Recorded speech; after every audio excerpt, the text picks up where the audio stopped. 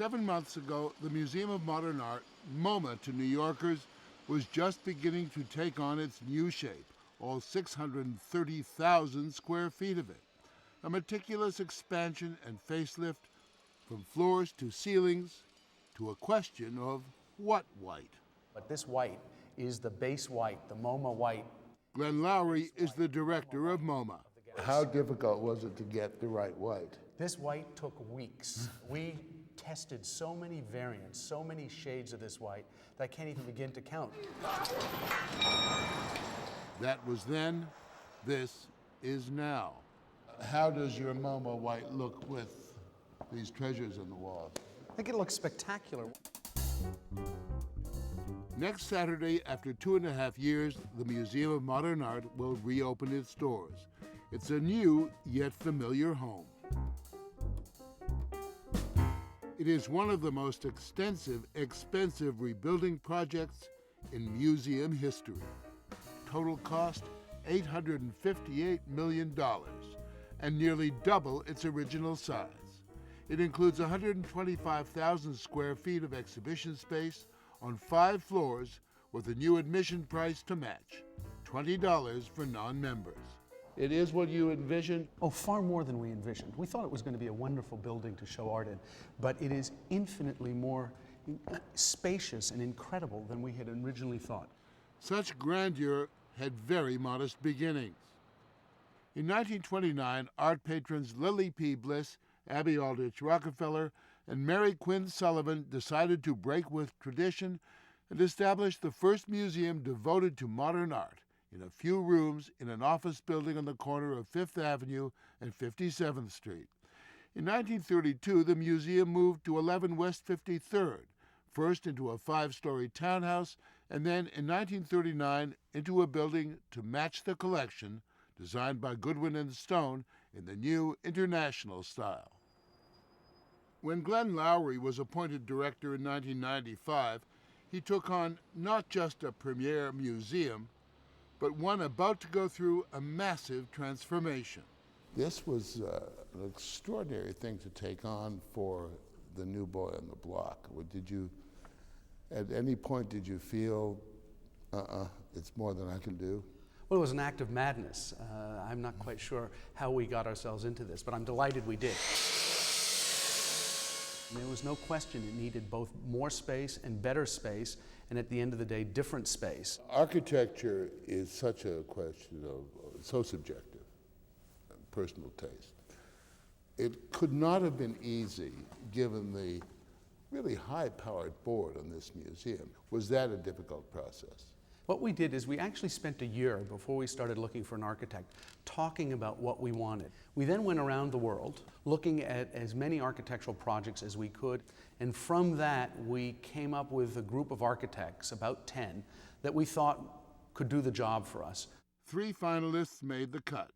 New York's Bernard Tschumi, the Swiss team of Herzog and de Meuron, and Japan's Yoshio Taniguchi. Taniguchi was the underdog. He'd never designed a building outside of Japan. His chances did not seem great. His ideas were monumental. I thought I have a responsibility to carry on the legacy of MoMA, not only works of art, at the same time architecture. Well, I should think difficult, because in the one sense you're paying tribute to the past, and the other you're trying to be original. Right, and also it has to be, 21st century museum. It should not be an old museum. Taniguchi's minimal palette of black granite, aluminum, and glass married the old museum to the new. His design included a 12,400 square foot lobby, a soaring 6-story atrium, and an enlarged sculpture garden connecting 2 new buildings, one housing exhibition space, the other an education and research center. The Museum of Modern Art found what it was looking for. In 1997, Taniguchi's winning design was announced. 3.5 years later, construction began. A lot of people would have probably expected some soaring, edgy, outrageous architectural statement that says Museum of Modern Art. And it's not. It's a very quiet building. We did not look for destination architecture. What we needed was architecture that could marry with the collection, that could enhance and expand our understanding of the collection, but that would be a partner to the collection rather than in and of itself the defining element of the institution. And at the same time, an institution that is, I don't know quite what the word is, buried in Midtown Manhattan. Well, I think one of the things that Yoshio understood best was the urban nature of the institution. He's brought the city into the museum, and he's extended the museum into the grid of the city. And that was one of the aspects of his proposal that we liked most. Sometimes you're on the stage, people are watching you, and you're watching people. That's a part of the excitement of the city. Sometimes you watch painting here, right? You enjoy watching paintings. Then here, also you can watch people.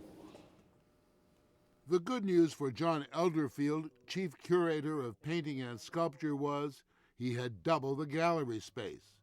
The bad news was he had double the gallery space.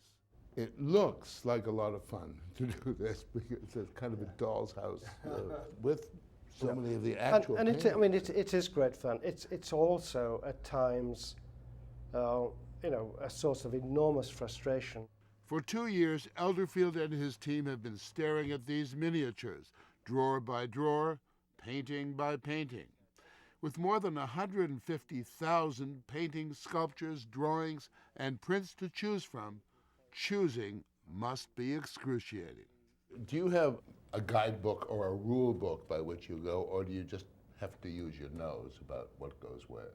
I think it's by nose. You start with the kind of inductive study of the material, and then you step back thinking, okay, where am I? Should we think of, say, doing rooms by artists? Should we be doing movements? And it's the constant balance between the two things.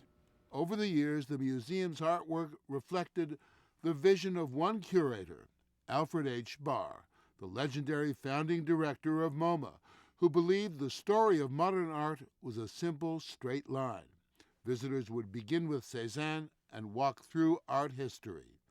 That's been reversed. On the second floor, you walk into today, or even tomorrow. The most cutting-edge work of artists like Rachel White-Reed in 15,000 square feet of space, a secular cathedral to limitless imagination.